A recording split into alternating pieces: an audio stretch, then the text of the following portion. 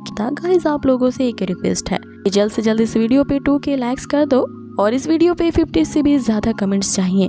जल्दी से हमारा ये टारगेट पूरा कीजिए ताकि आपको इसका अगला एपिसोड्स और भी जल्दी मिल सके, क्योंकि जितना ज्यादा आप सपोर्ट करेंगे वीडियो को मैं और भी ज्यादा जल्दी लाने की कोशिश करूंगी।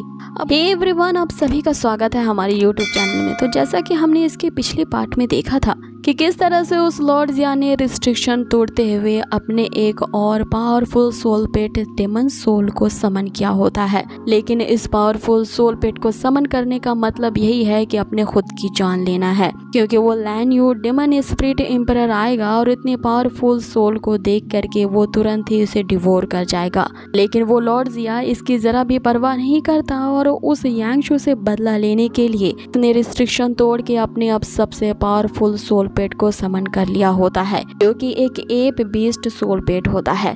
इधर दूसरी तरफ हमने एक लेडी को देखा था जो कि यांगशु के काफी ज्यादा चिंता करती है। जब उसे ये पता चलता है कि यांगशु जिंदा है और किसी ने उसे जानबूझ करके 4 साल पहले मरवाने की कोशिश की थी, वो उस बंदे को यानी कि उस लॉर्ड ज़िया को मारने के लिए निकल पड़ती है। आगे हमने देखा था कि इस तरह से यांगशु ने लॉर्ड ज़िया के सोल को इंजर्ड करने के लिए उसके एक इम्पोर्टेंट सोल पेट ड्रैगन को अब मार डाला होता है। अब एपिसोड की शुरुआत होती है और जिस तरह से मॉक्सी ने अपनी ट्रिपल पावर का स्काई सेरेमनी का यूज किया था, जिसके कारण उस अर्थ के अंदर एक बड़ा सा होल बन जाता है। इधर लॉर्ड ज़िया अपने ड्रैगन सोल पेट के मरने का कारण पूरी तरह से हार चुका था। अपने आप से ही ये कह रहा होता है कि आज मैं जहाँ पे हूँ मैंने हजारों लोगों की खून की नदियां बहाई है ताकि इस मुकाम तक पहुँच सकूं, और उन लोगों के लाशों के ढेर पे चढ़ के मैंने ये अपना मुकाम बनाया है। और मुझे नहीं पता था कि इतनी बड़ी सक्सेस और ऑनर पाने के बाद आज मैं इस तरह से डिस्ग्रेस और फेलियर पे पहुंच जाऊंगा,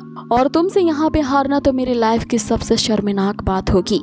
अब आगे वो दहाड़ते हुए यहाँ यांगशु से कह रहा होता है कि आज मैं तुम्हारी बॉडी में इतने कट्स लगाऊंगा कि तुम्हारी बॉडी की एक पार्ट को भी ढूंढना मुश्किल हो जाएगा। आगे वो गुस्से से बेकाबू होता हुआ अपने उसी सोल इटर्नल ब्रह्मा, जो कि उसका सबसे पावरफुल सोल पेट है, तो ये ऑर्डर देता है कि वो यांगशु को मार डाले। इधर यांगशु उस बीस्ट से बचने के लिए मॉक्सी के समेत भाग पड़ता है, लेकिन वो जो बीस्ट होता है वो एक ही छलांग में यांगशु के पास आ धमकता है। जमीन को वो ऐसा हिट करता है कि यांगशु के साथ मॉक्सी भी उसी होल में जा गिरते हैं, जो कि मॉक्सी के स्काई सेरेमनी के कारण जमीन के अंदर बन चुका था।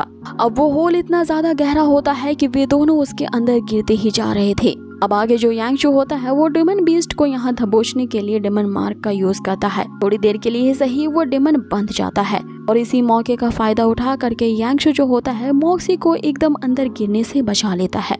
अब आगे उस डेमन बीस्ट से बचते हुए यहाँ यांगशु मॉक्सी के साथ तेजी के साथ भाग रहा होता है, लेकिन वो जो डेमन बीस्ट होता है वो अपने आप को उस मार्क से रिलीज करता है। यांगशु की तरफ तेजी से जाते हुए उसे एक जोरदार पंच मारता है तो वो जमीन के ऊपर आ गिरता है। अब आगे वो लॉर्ड ज़िया जो होता है, जो कि उस डेमन बीस्ट के ऊपर बैठा था, वो यहाँ यांगशु से कहता है कि आज मैं तुम्हें मार करके अपनी जिंदगी पे लगे इस कलंक को धो डालूंगा, जिससे कभी किसी को ये पता नहीं चलेगा कि कोई ऐसा भी बंदा आया था जिसने मुझसे इतना कड़ा मुकाबला किया था।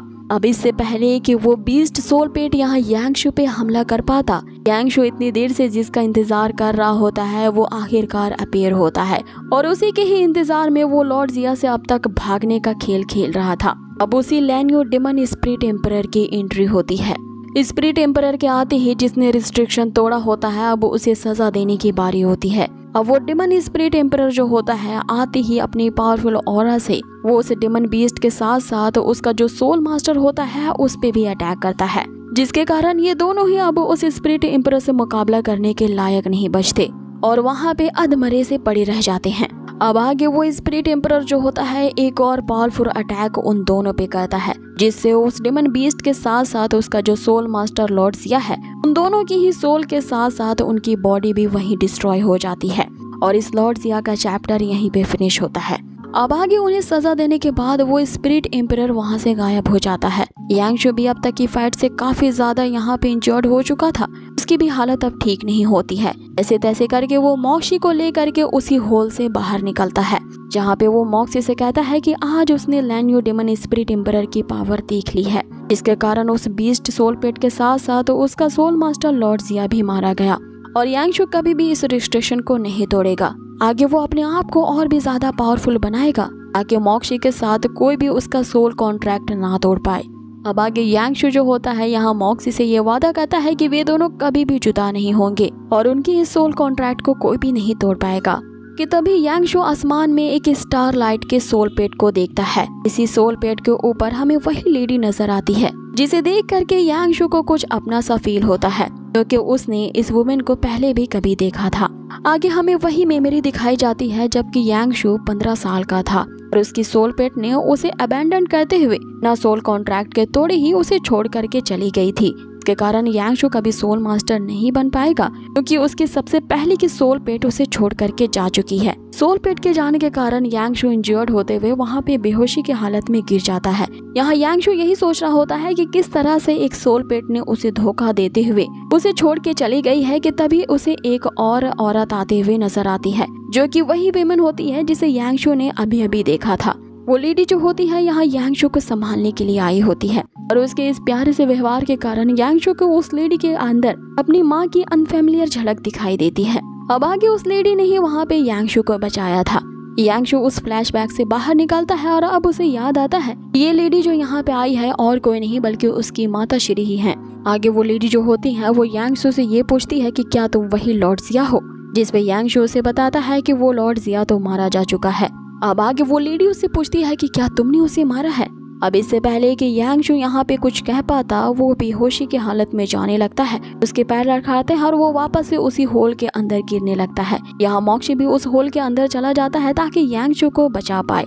यहाँ यांगशु को होल में गिरता हुआ देख उस लेडी को वही यांगशु का बचपन वाला फेस याद आता है क्योंकि उसने उस मैदान में देखा था।